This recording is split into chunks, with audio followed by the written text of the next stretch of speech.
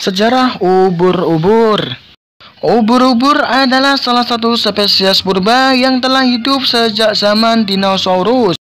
Hewan air yang juga disebut jellyfish ini merupakan biota laut yang tidak memiliki tulang belakang.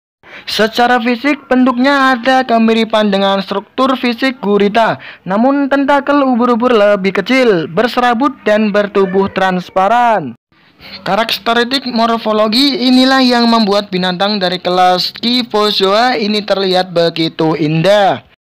Rata-rata ubur-ubur mempunyai ukuran tubuh relatif kecil, yaitu antara 2–40 cm.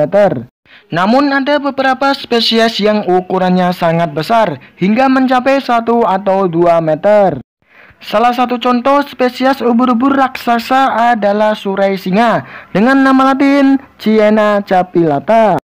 Secara umum, tubuh ubur-ubur dewasa dapat dikelompokkan menjadi 2 jenis, yaitu medusa dan polip.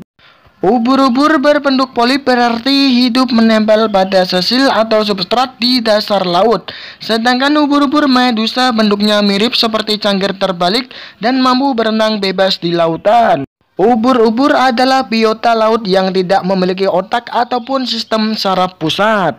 Binatang ini hanya mengandalkan jaringan saraf berupa neuron untuk merespon rangsangan yang didapatkannya.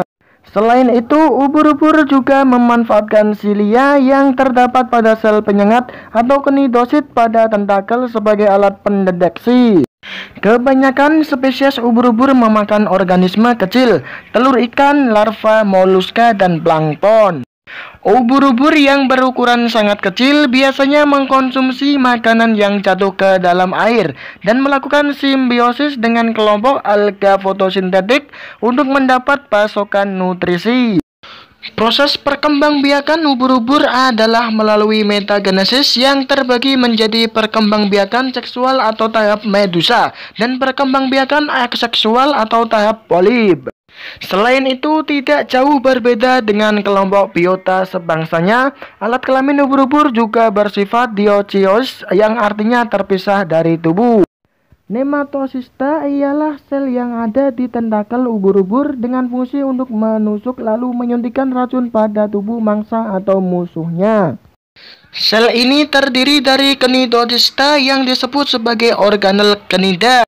Cnidocista terbentuk kapsul dengan gulungan benang yang mengandung racun.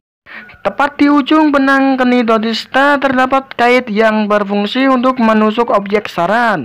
Ubur-ubur merupakan biota laut yang dapat ditemukan di kawasan perairan seluruh dunia, baik pada laut ataupun samudra.